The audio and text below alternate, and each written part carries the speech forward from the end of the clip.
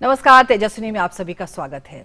घर, समाज या देश को बदलने के लिए कहीं जाने की जरूरत नहीं पड़ती, शुरुआत कहीं अपने आप से करनी पड़ती है। और ऐसा ही कुछ किया हमारी आज की तेजस्विनी ने, जिन्होंने ग्रामीण महिलाओं को बैंकिंग से जोड़ा आज से 20 बरस पहले और मनदेशी बैंक की स्थापना की।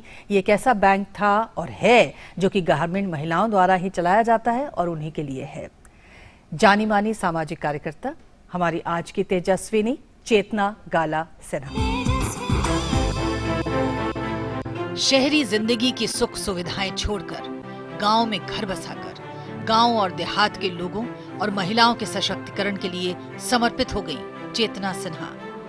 जेपी आंदोलन ने उन्हें इस कदर प्रभावित किया कि उन्होंने फिर कभी पीछे मुड़कर नहीं देखा। अर्थशास्त्र की प्रोफेसर रही चेतना सिन्हा ने इन्हीं ग्रामीण महिलाओं के कल्याण की खातिर अपनी नौकरी छोड़ी और महाराष्ट्र के छोटे से गांव महसवाड़ को अपनी कर्मभूमि बना लिया। जब उन्होंने देखा कि गांव की महिलाओं को अपनी छोटी छोटी बचत जमा करने के लिए कोई बैंक उनका अकाउंट नहीं खोलता, तो उन्होंने सहकारी बैंक खोलने की ठानी। मुश्किलों को दरकिनार करते हुए 1997 में भारत के पहले महिला सहकारी बैंक मनदेशी बैंक की स्थापना की। आज इस बैंक की महाराष्ट्र में 7 शाखाएं हैं और वर्किंग कैपिटल 150 करोड़ रुपए है। आज ये बैंक गांव की गरीब महिलाओं को पूंजी और वित्तीय सहायता प्रदान कर रहा है। आज उनकी मान फाउंडेशन के अंतर्गत महिलाओं को स्वावलंबी बनाने के लिए देश का पहला चलता फिरता बिजनेस स्कूल, महिलाओं द्वारा संचालित सामुदायिक रेडियो का भी प्रसारण होता है। नारी शक्ति पुरस्कार से सम्मानित चेतना सिन्हा ने ये साबित किया है कि वो एक चेंज मेकर हैं। ग्रामीण भारत में लोक कल्याण की भावना से काम करने वाली और महिलाओं को उद्यमिता के गुर सिखाकर स्वावलंबी बनाने वाली चेतना सिन्हा हैं हमारी आज की तेजस्विनी।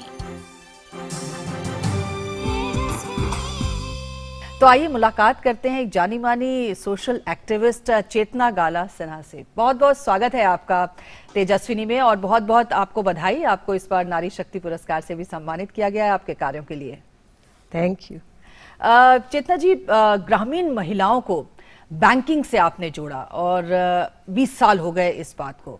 ये बताइए कि आप तो मुंबई में पली बड़ी थी, आपने गांव की दिशा पहले तो कैसे पकड़ ली, ये बताइए।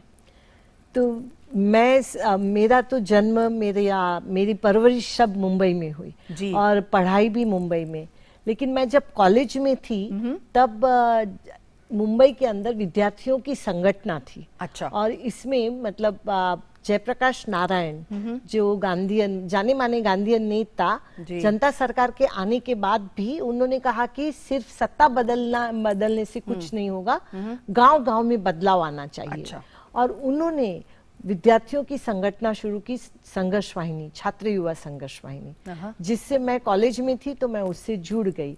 और उसमें सबसे बड़ी बात मतलब मुझे जो पसंद आई वो ये थी कि कॉलेज की जो संगठनाएं होती हैं वो कॉलेज के सवालों पे ऐसे काम करती है, पर ये छात्र युवा संघर्ष वाहिनी में जयप्रकाश नारायण खुद हमें विद्यार्थियों से मिलते थे और वो मोटिवेट करते थे, हमें उत्साह देते थे कि आपके जैसे तरुण लोगों को तो भारत के गांव में काम करना चाहिए। अच्छा। और इससे मैं प्रेरित होके मैंने ये संगठना संघर्ष वाहिनी से मैं जुड़ गई और उसमें काम करना शुरू किया। अच्छा। शुरू में तो हम लोग मुंबई में ही झुग्गी झोपड़ियों में काम करते थे। मुंबई में झुग्गी झोपड़ियों के भी अलग सवाल हैं कि उनको रहने की व्यवस्था, उनकी पानी के, उनके बच्चों की स्कूल के, तो ये सब में काम करते थे। लेकिन साथ ही में ये सिर्फ मुंबई में नहीं थी, पूरे देश में थी और हर जगह गाँव में काम चलता था संघर्ष वाहिनी का। तो इसीलिए फिर हम लोग सब गाँव में भी जाते थे। अच्छा। और करीबन 1981 से यानी 1981 से 84 तक मैं काफी बार बिहार भी गई। अच्छा। पटना में, क्योंकि वहाँ तो भूमि आंदोलन चल रहा था और एक बड़ा नारा था कि जो जमीन को जोते बोए वो जमीन का मालिक होए। तो उससे आंदोलन से जुड़ने से एक अलग मतलब उस समय नहीं तो समझ नहीं रहती है, यानी पूरे देश की समझ, गांव की समझ, क्या सवाल है, ये कितना भी आप किताबों में पढ़ो तो नहीं पता सही चलता बात है। तो फिर उसके बाद आपने शादी कर ली और शादी भी की, तो एक किसान से शादी की। तो हुआ ये कि मैं जब आंदोलन से जुड़ी और गांव में भी काफी जाती थी, तो महाराष्ट्र में ही सतारा जिले में विजय सिन्हा जो गांव के वहीं के हैं और वो उनका नाम विजय सिंह, तो वो गांव में वहाँ के जो मजदूरों को संगठित करते थे और उनका आंदोलन चलाते थे।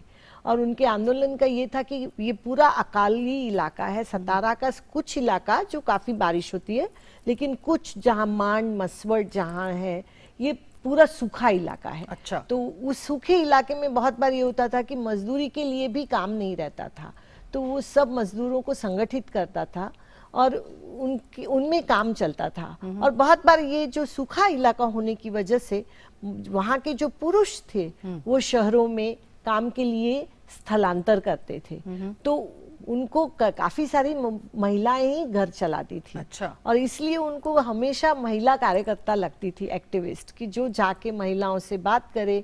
तो वो संघर्ष वाहिनी में हमेशा मुंबई में आके कहते थे कि जो महिलाएं हैं उनको आप गांव में मीटिंग के वक्त भेजिए। अच्छा। तो होता ये था कि हम लोग जो भी हैं, और उसमें मैं काफी थोड़ी एक्टिव थी और मेरा थोड़ा स्वभाव भी एडवेंचरस था। अच्छा। तो गांव में जाना है कहाँ भी तो बस में बैठ के चलो चलते हैं। तो इस तरीके से मैंने जाना शुरू किया। मतलब आपने फिर जाना शुरू किया और गांव में ही अपना घर बसा लिया।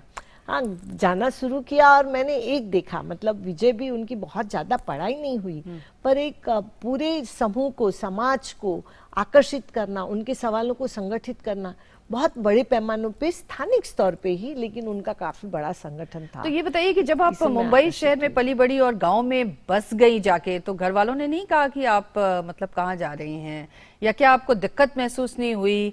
क्योंकि गांव में हम जानते हैं कि काफी सारी सुविधाओं का अभाव रहता है, तो कैसे आपने मैनेज किया? तो सबसे तो पहले जब मैं आंदोलन से जुड़ी तभी मतलब घर में एक था कि मेरे पिताजी, हम लोग 4 बहनें और 2 भाई, और मैं तीसरी बहन थी। तो एक तरीके से ऐसे मतलब तीसरी भी लड़की थी, इस तरीके से घर में था। तब से मेरे पिताजी ने तय किया था कि नहीं, मुझे कभी ये महसूस नहीं होने देना चाहिए, और इसलिए पढ़ाई के लिए हमेशा प्रवृत्त करते थे। और जब हर चीज जो भी करती थी मैं, कोई भी जब आंदोलन से जुड़ी तो भी पिताजी को बताया कि मैं ये ज्वाइन कर रही हूँ जेपी मूवमेंट, ये काम कर रही हूँ। पढ़ाई में भी मेरी बहनें, हम लोगों को, पिताजी को था कि नहीं मैं बेटियों को तो पढ़ाऊंगा। हाँ। तो ये लिबरल माइंड था। ठीक है। और उसके साथ साथ जब आंदोलन में बहुत एक्टिव होने लग गई और देखा कि मैं काफी जगह नारी मुक्ति आंदोलन में भी इतनी सक्रिय थी, तो थोड़ा पिताजी को लगता था कि ये लड़की शादी भी करेगी या नहीं करेगी। अच्छा। इस तरीके से। हाँ। तो जब ये तय किया कि नहीं, विजय से मुझे शादी करनी है, और मेरे पिताजी से मैंने बताया, तो उन्होंने कहा कि गांव में काम करना इतना आसान नहीं होता है, और बचपन से बम्बई में बड़ी हुई हो तो ये और भी मुश्किल होगा। लेकिन फिर मैंने कहा कि वैसे मैंने तय करा है कि मैंने तय कर लिया है कि मुझे, अगर एक तो ये कि मैं शादी करूंगी तो विजय से करूंगी, और दूसरा ये कि मुझे वहां जाने काम करना है, इसीलिए तो मैं कर रही हूँ शादी। क्या बात। तो फिर उन्होंने नाराजगी नहीं थी, लेकिन हाँ उनको चिंता जरूर थी। जी, लेकिन आपने सब चिंताओं को दरकिनार कर दिया। ये बताइए कि ये जो ग्रामीण महिलाओं के लिए बैंक आपने बनाया, मनदेशी बैंक, इसका विचार कहाँ से आया और कैसे इसकी जरूरत तो थी ही, उसको आपने कैसे महसूस किया? एक तो पहले मैंने कभी सोचा ही नहीं था कि कभी मैं बैंक शुरू करूंगी। और मैं करीबन 1987 में मसवड़ मान तालुका में वहां शिफ्ट हो गई मुंबई से। तो वैसे महिलाओं में काम कर रही थी, किसानों में भी हम लोग काम कर रहे थे। शरद जोशी उनकी शेतकरी संगठना से मैं और विजय हम लोग दोनों जुड़े थे। काफी महिलाएं आती थी, हर कोई अलग समस्या लेके। लेकिन एक बार एक महिला आई, कांताबाई, उन्होंने कहा कि मुझे बचत करनी है। तो मेरा जो एक इमीडिएट स्वाभाविक एक रिस्पांस था, एक प्रतिक्रिया थी कि अगर तुम बचत करनी है, यानी तुम्हारे पास इतने पैसे हैं क्या? हाँ। क्योंकि ये जो महिला जो रास्ते पे व्यवसाय करती हैं, कांताबाई, उसके पास बचत करने के लिए पैसे हैं, ये मेरे लिए सोचना आसान नहीं था। तब उसने मेरा सुना नहीं, उसने कहा कि मुझे बचत करनी है, मैं मेरे परिवार के साथ रास्ते पे जीती हूँ। और यहाँ क्योंकि जब ये समर के वक्त उन समर में बहुत सारा धूप और बहुत सारा गर्मी में मेरे बच्चों को सावली शेल्टर के लिए मुझे कागज खरीदना है और इसलिए मुझे बचत करनी है। अच्छा। तो मैंने देखा कि ये कोई वो कोई सरकार से पैसा नहीं मांग रही है, वो कोई ग्रांट या सब्सिडी नहीं मांग रही है। वो जो कांताबाई क्या कह रही है कि मुझे एक बचत करने का मौका चाहिए। ठीक है। तो मुझे लगा कि अगर बचत करनी है तो तुम बैंक में जाओ, और इसलिए मैं उसके साथ बैंक में गई। वहाँ तब 2 बैंक थी और उस बैंक में मैं लेके गई तो बैंक के मैनेजर ने कहा कि वो रोज की 5 रुपए की बचत, 3 रुपए की बचत करने की बात करती है। तो इतना छोटा अमाउंट तो हमारे लिए तो ये अफोर्डेबल नहीं होगा। तो मुझे ऐसा लगा कि ये कोई कुछ मांग नहीं रही है, उसको छोटी बचत है, उसकी जरूरत छोटी है, लेकिन बचत उतनी ही अहमियत रखती है उसके लिए। तो क्यों नहीं, अगर इन महिलाओं का अगर बैंकों में अकाउंट नहीं खुलता है तो क्यों नहीं हम लोग अपना महिलाओं बैंक के बना लिए बैंक खोलें। और मैंने ठान ली कि चलो बैंक शुरू करनी है। जी, लेकिन पहली बार में शायद थोड़ा संघर्ष करना पड़ा, लेकिन दूसरी बार आरबीआई से आपने इसे करवा लिया और ये एक पूरा का पूरा बैंक बन गया। हाँ, मतलब ये बहुत बार मैंने ये कहानी कही होगी, और हर बार ये बैंक का लाइसेंस कैसे मिला ये कहते वक्त हमेशा मुझे और जोश इसलिए आता है और मुझे शक्ति इसलिए देता है कि मुझे ये जो अनुभव है ये हर बार शेयर करने की इच्छा होती है, ताकि मुझ में ये शक्ति रहे कि जब हम लोगों ने बैंक के लिए रिजर्व बैंक में लाइसेंस दिया, तो ये जब आपको बैंक स्थापन करनी पड़ती है, तो मैंने जाके डायरेक्ट आरबीआई में ही पता किया कि भाई ये महिलाओं की बैंक हमें स्थापन करनी है और कैसे की जाए। तो उस वक्त मुझे बताया गया कि ये तो सहकारी तत्वों पे आप बैंक खड़ी कर सकती हैं, सब महिलाओं को मेंबर बनाइए, सभासद बनाइए और फिर खड़ी कर सकती हैं। तो मैंने ये समझ लिया सब किस तरीके से प्रपोजल दिया जाए और महिलाओं की सहकारी संस्था स्थापन की, और उसके बाद बैंकिंग के लिए लाइसेंस के लिए एप्लीकेशन किया। हमारी काफ़ी सारी महिलाएं सब मेंबर हुई पहली बार, सब 1100 महिलाओं, उन्होंने छोटा छोटा, मतलब उस वक्त शेयर्स खरीदना था तो 25 रुपए का एक शेयर्स, तो रोज 3 रुपये बचत करके हर एक ने शेयर्स खरीदे। हम लोग घूम रहे थे गांव गांव में 2 व्हीलर पे, मैं और मेरी कलीग रुखसाना करके हम लोग दोनों घूम रहे थे जी। और ये कैपिटल जमा कर रहे थे। जब हम लोगों ने एप्लीकेशन दिया तो मालूमात देनी पड़ती है, महिलाओं के नाम, उनके व्यवसाय, उनकी उम्र, उनका शिक्षण और फिर सिग्नेचर। तो जहाँ सिग्नेचर आई तब हमारे महिलाओं का अंगूठा आ गया। एक छोटा सा ब्रेक लेते हैं चेतना जी, लेकिन चेतना जी की यात्रा यहाँ पर रुकी नहीं, बल्कि उसको एक कह सकते हैं डबल इंजन लग गया, और उन्होंने क्योंकि ठान लिया था इसलिए वो ये करवा कर ही रही। ये कहानी सुनेंगे तेजस्वी में छोटे से ब्रेक के बाद, कहीं ना जाइएगा।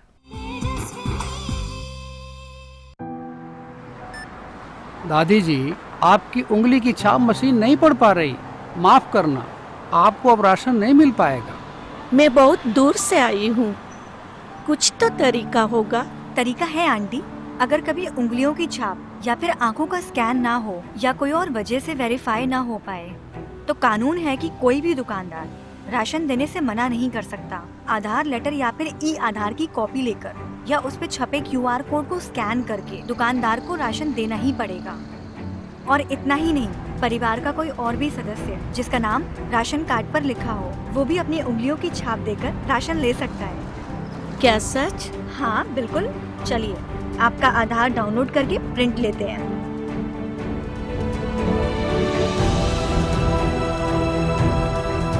इसीलिए मैं हूँ आधार के साथ। मेरा आधार, मेरी पहचान। हेलो, कौन? नमस्कार मैडम जी हम 10 वही जो बच्चों को देते हैं बड़ा काश। सोचा आपको बता दें कि हम फिर मिलने आ रहे हैं आपके बच्चे से, उसकी तबीयत बिगाड़ेंगे। दस्त ऐसे दस्तक देकर नहीं आते, तो दस्त के लिए तैयार रहना। घर में ORS और जिंक है ना? दस्त की इलाज में देरी हुई तो शरीर में पानी और पोषण की कमी जानलेवा हो सकती है, इसलिए दस्त शुरू होते ही ORS और जिंक शुरू करें। दस्त के लिए तैयार रहना। घर में ORS और जिंक है ना? अरे भैया, क्या हमेशा के लिए बैंगलोर जा रहे हो क्या? प्लानिंग तो परफेक्ट होनी चाहिए ना, अब वहाँ किसी चीज की जरूरत होगी तो क्या भोपाल वापस आऊंगा? फिर ठीक है, लेकिन वहाँ अपना आधार अपडेट करना नहीं भूलना। आधार अपडेट? हाँ, पर कैसे करवाऊं? किसी भी बैंक या पोस्ट ऑफिस के आधार केंद्र में जाकर आप अपने आधार को अपडेट करवा सकते हैं और एड्रेस के लिए UIDAI की वेबसाइट पर जाकर खुद बदल सकते हैं। जीवन को आसान बनाने के लिए हम हैं आधार के साथ। मेरा आधार, मेरी पहचान। एक बार फिर से आपका स्वागत है। तेजस्वी में आज हमारे साथ चेतना गाला सिन्हा हैं, जिन्होंने ग्रामीण महिलाओं के लिए और ग्रामीण महिलाओं के द्वारा बैंक की शुरुआत की थी आज से 20 बरस पहले। जी, तो फिर जब आप RBI पहुंची उन अंगूठों के हस्ताक्षरों के साथ, तो फिर क्या हुआ?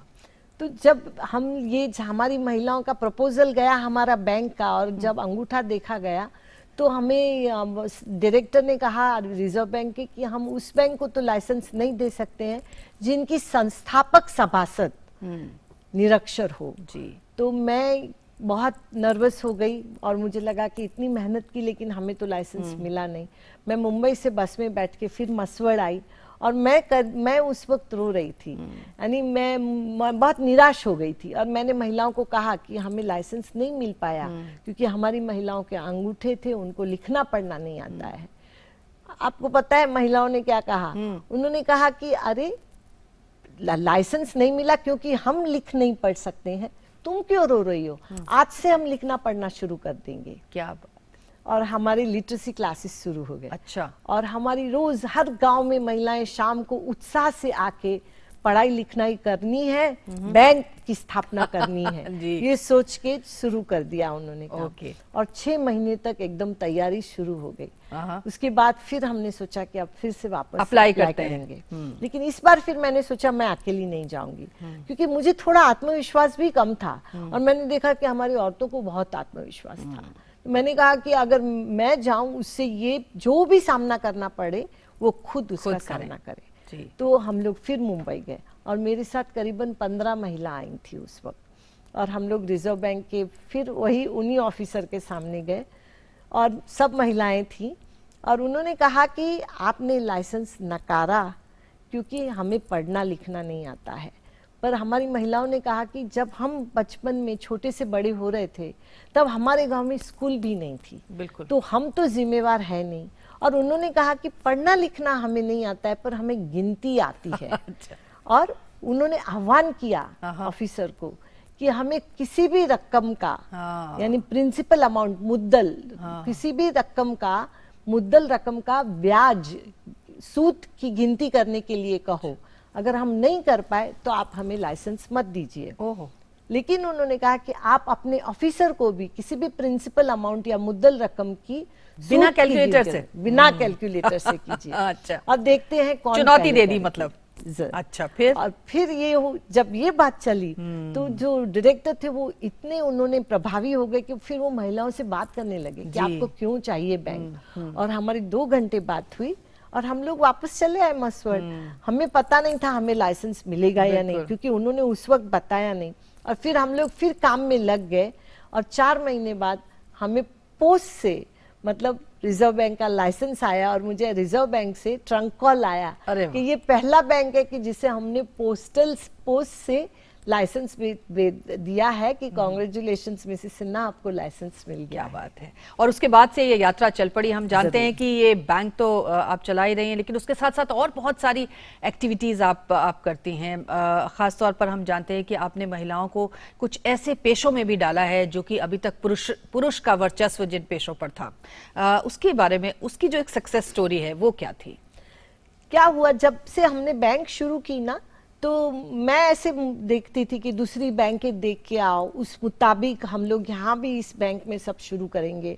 और इसलिए मैंने ऐसे बॉक्सेस खरीदे कि जिसमें महिलाओं की तो बहुत छोटी सी बचत होगी तो वो बॉक्स में डालेंगे ऐसे चुन के पैसे, ये कॉइन्स में बचत करेगी।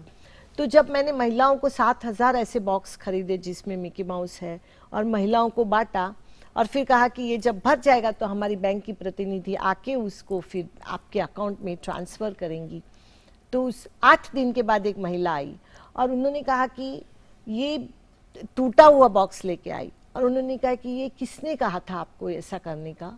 तो मैंने कहा कि उन्होंने कहा ये किसने सुझाया ये ऐसा बॉक्स लाना?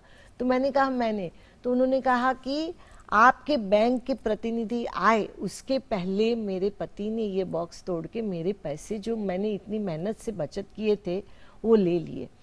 तो इससे मुझे ये समझ आया कि मुझे हमें क्या लगता है बैंकिंग में क्या देना है, उससे ज़्यादा उनसे सुन लेना ये ज़रूरी है। और दूसरा कि बैंकिंग ये उनके लिए एक्सेस नहीं है, उनको अपने पैसों पे खुद का नियंत्रण भी चाहिए। बिल्कुल। तो वो कैसे किया जाए। और हमारी महिलाएं ये भी बहुत कहती थी कि सिर्फ बैंक नहीं, वो आएंगी और बोलती थी कि मेरे पास मैं भैंस खरीदने के लिए कर्जा ले रही हूँ, लेकिन मुझे इतना अच्छे से व्यवसाय करना है कि मैं एकदम वक्त पे पैसा भर पाऊँ और मुझे मालूमात दीजिए। तो दूसरी कुछ महिलाएं ऐसे आती थी कि वो बोलती थी मुझे बिजनेस शुरू करना है, उद्योग शुरू करना है, मुझे ये स्क्रीन प्रिंटिंग का। एक महिला आई, उसने कहा कि मैं यहाँ शादियों में कार्ड छपते हैं और छोटे गांव में इतनी व्यवस्था नहीं होती है, तो मैं ये प्रिंटिंग का काम करूँगी, कार्ड प्रिंटिंग का, लेकिन वो मुझे सिखाइए। तो मैंने देखा कि वो सिर्फ बैंक को ऐसे नहीं देख रही है कि सिर्फ वो मुझे पैसे डालने और निकालने की व्यवस्था, लेकिन उद्योग भी हमें पता होने चाहिए तब, और बैंक तो ये कर नहीं सकती है। तो फिर हमने तय किया कि ये ग्रामीण महिलाओं के लिए इन ग्रामीण महिलाओं के लिए बिजनेस स्कूल शुरू किया जाए। और हमने मानदेशी उद्योगिनी, देश की पहली बिजनेस स्कूल जो ग्रामीण महिलाओं के लिए शुरू की गई। मतलब जो ग्रामीण महिलाओं को ग्रामीण जो उनका अपना तौर तरीका है उस अंदाज में बिजनेस के गुर सिखाए। हम जानते हैं कि आपने काफी सारी उद्यमशीलता के साथ साथ स्पोर्ट्स में भी महिलाओं को आपने प्रशिक्षण दे रही हैं और वो तमाम लड़कियां काफी सारे इंटरनेशनल इवेंट्स में भी पार्टिसिपेट कर रही हैं। तो ऐसे होता गया कि जैसे महिलाएं बैंकिंग करती गई, हमारी बैंकिंग की ये उद्योगिनी की स्थापना हुई। बहुत सारी गांव-गांव में महिला हैं, लेकिन वहाँ भी उनको तो वो उद्योगिनी में बिजनेस स्कूल में आ नहीं सकती थी, तो हमने बस भी शुरू की कि जो उनके दरवाजे पे जाके, यानी बिजनेस स्कूल ऑन व्हील्स, उसके अंदर स्क्रीन प्रिंटिंग है, ये कंप्यूटर्स हैं, माइक्रो ATM है, कि हर चीज की मालूमात उनको हो, ये सब मिलता गया। इससे जो तरुण बच्चियां हैं जो वो भी जुड़ती गई। तो पहले बहुत सारी बच्चियों ने, एक बार मेरे पास एक लड़की आई और उसने कहा, ये सरिता, कि मेरा जो स्कूल है वो बहुत दूर है और वो 5वीं के बाद हाई स्कूल में उसे जाना था। तो उसने 7वीं के बाद, आमतौर पे 7वीं तक तो प्राथमिक स्कूल गांव में रहती है, तो हाई स्कूल में जाने के लिए उस बस की सुविधा नहीं थी। तो उसने कहा कि मुझे छुट्टी में थोड़ा काम दो और वो काम करने के बाद मुझे कोई पैसा मत दो, लेकिन मुझे एक बाइसिकल खरीद के दो।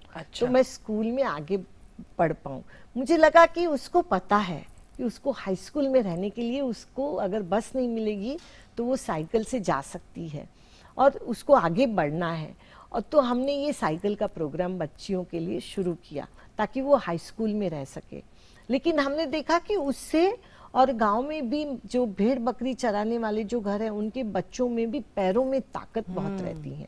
और स्कूल में भी जब इतनी दूर से ये लोग या तो पैदल चल के जाते हैं, साइकिल से जाते हैं, तो मैं देख रही थी कि वो लोग स्पोर्ट्स में काफ़ी आगे बढ़ रहे हैं। तो फिर हमने सोचा कि बच्चों के लिए स्पोर्ट्स की सुविधा होनी चाहिए। तो सबसे पहले क्या लगता है, बहुत कोई रॉकेट साइंस लगता नहीं है, लेकिन हाँ उनको खेलने के लिए ग्राउंड लगता है। तो हमने 400 मीटर का ट्रैक इन लड़कियों के लिए शुरू किया ताकि वो ग्राउंड में भाग सके। और आज मतलब आज तो अब काफ़ी सुविधा है, उन जिम है, ट्रैक है, स्टीपल चेस के लिए वो आगे बढ़ पाए गांव के। क्योंकि भारत के जो ग्रामीण बच्चे हैं, अगर आप देखेंगे पिछली बार ओलंपिक्स में भी जो हमारी लड़कियां गईं, तो एथलेटिक्स में, मैराथन में या स्टीपल चेस में वो लोग आगे जाती हैं। तो हमने तय किया कि ये जो ग्राउंड पे उनको ट्रेनिंग दी जाए, तो कोच रखें। और आज मैं यहाँ बैठी हूँ, पर मुझे अभिमान है इस बात का कि हमारे यहाँ की जो वैष्णवी सावंत है वो नेशनल लेवल स्टीपल चेज में 2nd आई है अभी। और सरिता जो फील्ड हॉकी की अंडर 16 की कैप्टन है नेशनल टीम की। तो ये प्रतिभा इन बच्चियों ने भी दिखाई है जी। और आपने तो वहाँ पर एक गोट डॉक्टर भी है जिसने बहुत जो काम कर रही हैं और ऐसा काम कर रही हैं जो अक्सर गांव में पुरुष ही किया करते हैं। तो ये जो हमारा इलाका है ये सूखा है और यहाँ छोटे जानवर ज्यादा रहते हैं, भेड़ बकरियां वगैरह। और बहुत सारी हमारी जो यंग महिलाएं हैं जो पढ़ी लिखी हैं, उन्होंने 10वीं फेल हुई है लेकिन और शादी हो गई, लेकिन उनको काफ़ी एस्पिरेशन है, उनको काफ़ी उत्साह है कि कुछ अलग से करना है। तो बहुत सारी महिलाएं कहती थी कि हमारे लिए कुछ, क्योंकि सब तो कोई टेलरिंग करेंगे नहीं, सब तो कोई ये बिजनेस आप ब्यूटी पार्लर नहीं करेंगी, तो कुछ अलग खोजिए कि जो यहाँ गांव में चल पाए। तो हमने देखा कि ऐसी बहुत सारी यंग लड़कियां हैं कि जो पैरावेट्स बनना चाहती हैं, यानी उनको मालूम है कि जानवरों को बीमारी होती है तो क्या करना है। तो हमने स्पेशली कस्टमाइज किया इन महिलाओं के लिए, कोर्स डिज़ाइन किया कि जो पशु सखी बन पाए। तो वो पशुओं को वैक्सीन्स, इंसेमिनेशन जो देना पड़ता है, तो गांव में सब जगह मिलता नहीं है और बहुत दूर जाना पड़ता है औरतों को भी अपने जानवर लेके जाने के लिए। तो फिर ये हमने स्पेशल प्रोग्राम किया जिसको हमारी महिलाओं को गोट डॉक्टर कहते हैं, और वो 2 व्हीलर पे जाके नाइट्रोजन बॉक्स लेके वैक्सीनेशन, इंसेमिनेशन करती हैं और गांव-गांव जाती है। और हम चाहते हैं कि कुछ स्टॉक एक्सचेंज में भी आप जाना चाहते हैं अपने इसको पूरे के पूरे ऑर्गेनाइजेशन को लेकर। ये बताइए चलते चलते कि काम आपने इतना सारा किया है, लेकिन भविष्य में अभी कहाँ पहुंचने की इच्छा और बाकी है? तो ये हुआ कि 2018 के दावोस में जो वर्ल्ड इकोनॉमिक फोरम भरता है और उसमें मैं को चेयर थी, तो उसके वक्त मैंने हमारी गांव की महिलाओं से बात की और उनसे कहा कि हमारी तो बैंक खड़ी है और उसके लिए तो किसी की मदद नहीं हुई। महिलाओं ने अपने से ये बैंक को इतनी बड़ी की कि आज 150 करोड़ के ऊपर उसका कैपिटल है। तो मैं उन महिलाओं को कह रही थी कि ये तो है, लेकिन मैं इतने बड़े प्लेटफॉर्म पे जा रही हूँ तो मैं क्या कहूँ। तो उन्होंने कहा कि ये जो बैंक है इसमें तो हमने अपना डिविडेंड भी उसके अंदर डाला है, बाहर से किसी की मदद नहीं ली और खड़ी की है, लेकिन ये तो हमारे इलाकों में है। पूरे देश को ऐसा कितनी ज़रूरत है, कितनी महिलाओं को ज़रूरत है, तो हमें अब देश के बारे में सोचना चाहिए। तो फिर मुझे लगा कि ठीक है, तो सबसे ये है कि क्यों नहीं ऐसा महिलाओं के लिए फंड खड़ा किया जाए जिसे हम स्टॉक एक्सचेंज बोर्ड में रजिस्टर करें। क्या होता है कि बहुत सारी बातें होती है स्टार्टअप की, छोटे बिजनेस की, लेकिन जब महिलाओं को वर्किंग कैपिटल जो पूंजी लगती है तो बहुत बार पैसा नहीं मिलता है। जहाँ बैंक है वहाँ तो हम करते हैं, तो बाहर भी किया जाए। तो फिर हमने तय किया कि ये फंड हम सेबी में, स्टॉक एक्सचेंज बोर्ड में रजिस्टर करें। और हमारी महिलाएं बहुत अभिमान से कह रही थी कि हमारी ग्रामीण महिला की ये पहली बैंक है, क्यों नहीं ये ग्रामीण महिलाओं के उद्योजक बनने का ये फंड हम रजिस्टर करें। तो हमने ये सेबी में रजिस्टर करने का सोचा है जी। और हमें उम्मीद है कि आप इसी तरह से और प्रोजेक्ट्स पे काम करती रहेंगी ग्रामीण महिलाओं के लिए और उनको सशक्त करेंगी। बहुत बहुत शुक्रिया चेतना जी हमसे बात करने के लिए और तेजस्विनी में आने के लिए आपका शुक्रिया। थैंक यू, नमस्कार। तो ये थी चेतना गाला सिन्हा, जिन्होंने ग्रामीण महिलाओं को सशक्त करने का पीड़ा उठाया और लगातार इस काम में जुटी हुई हैं। अगले हफ्ते एक और ऐसी तेजस्विनी से आपकी मुलाकात कराएंगे, तब तक के लिए इजाजत दीजिए।